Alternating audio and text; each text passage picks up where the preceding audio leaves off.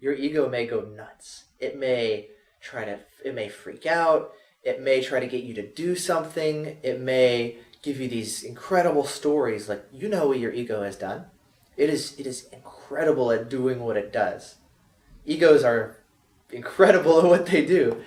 And so there's the willingness to just not be sucked in by that. And if a thought pops up, you just kind of sit and watch as the thought goes up and whoosh, gone. Without getting stuck in the storyline and getting caught up in the thought. You just let it pass through. And it's almost like if you were to watch your breath.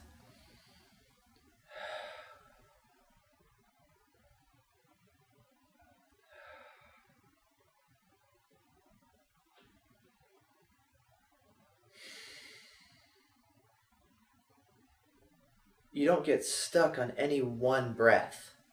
You don't get stuck on holding air in. You don't get stuck on releasing air out.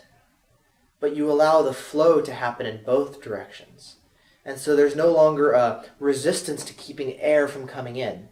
And there's no longer a clutching to keep air from leaving. But you become this nothing really, but just a sense of transparency, of openness, of spaciousness itself, through which anything can pass.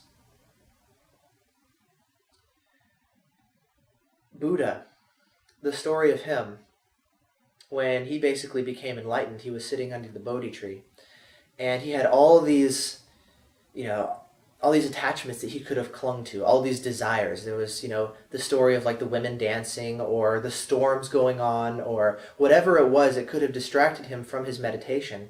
There was a total willingness to just sit with it, not to block it out, but to just sit with it and not run. Whatever happens is okay. I am still just going to be here. When Jesus was crucified on the cross, that event symbolized the willingness to go through anything and not run from what is. The willingness to even die in the name of truth. To no longer resist the truth of what is happening. To no longer resist what is here, even if it means your own death. And as the saying goes, to die before you die and find that there is no death. That is the secret to life. Not trying to feel good all the time by, canceling out the dark side and moving towards only the light.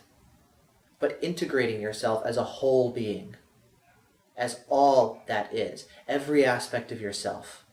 And to no longer run from any part of yourself. And when you're willing to sit with yourself, the good and the bad, what you find is that the darkness that almost like arises, it's just this upwelling of darkness that you find as you're willing to sit with it.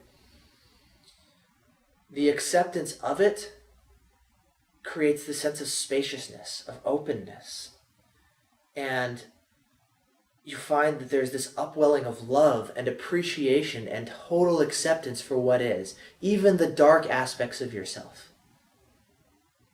And you truly start to love even the most horrible parts of yourself that you've been embarrassed to tell anybody about, that you have just been avoiding looking at all costs. You find you begin to love those parts of yourself. And so you as a person, you start to heal. You start to reintegrate as a whole being.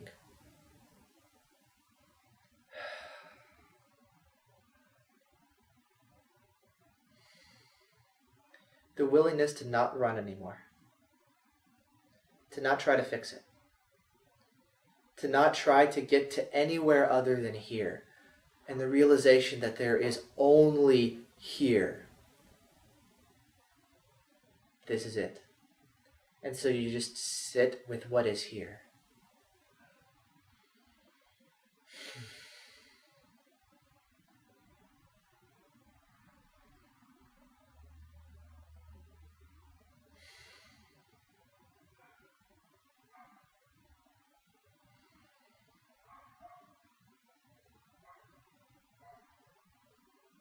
And you find that there really is no one even sitting here. There is just spaciousness. There is almost here-ness itself. Not a separate self who is here, but as the thought of a separate self starts to just dissipate,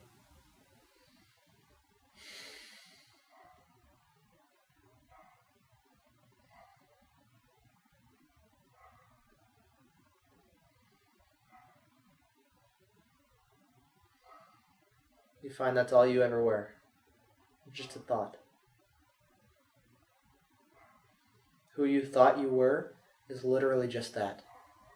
Who you thought you were. You are not who you think you are. You are what you are, regardless of what you think.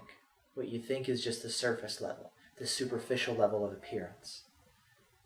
And as you're willing to just sit with what is here, the surface almost starts to just peel away, and you start seeing through the surface, right into the heart, into the essence.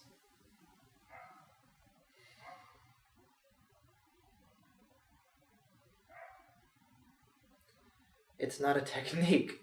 It's not something you do. It's the willingness to be.